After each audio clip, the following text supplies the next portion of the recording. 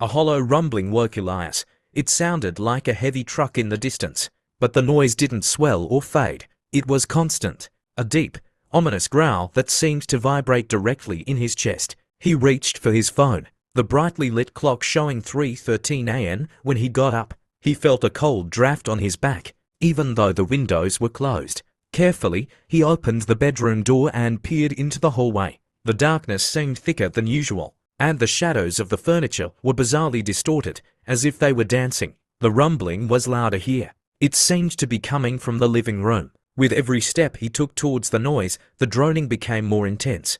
It wasn't a truck. It was something in his house. Arriving in the living room, he saw that the television was on. White noise flickered across the screen, but the sound he heard didn't come from there. It came from the cabinet under the TV. Elias stared at the old, massive wooden door. It was a cabinet he never used. It was as if it had always been there, and now it seemed to be alive. He stepped closer, his heart pounding against his ribs. The rumbling was accompanied by a crackle, a sound like wood splitting and tearing. As his hand touched the cold, metal doorknob, he felt a sudden chill that dug into his wrist like a claw. He cried out and pulled his hand back, but the cold remained. It slowly crept up his arm, an icy numbness. Then he heard a whisper, a thin, hissing sound that called his name. It came from the cabinet. Elias, come inside. ... double quotes. The doorknob slowly turned. A narrow gap appeared, and from the opening came a smell. A musty, sweet smell,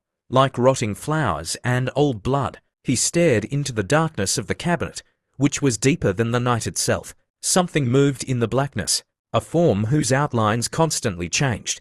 A mass of limbs and bony growth slowly pushing its way out of the cabinet. Elias wanted to scream, but no sound left his throat. He couldn't run. He was frozen. The creature slowly crawled out of the opening. It was not a human figure. It was a tangle of bones and shadows, with eyes that glowed like embers in the darkness. You called us, Elias. Now we are here, it whispered, and the voices of countless people seemed to merge into one. The last thing Elias saw was a glowing red eye coming towards him before the darkness swallowed him. It was now silent in his house. Only the hollow rumbling continued, as if waiting for the next victim.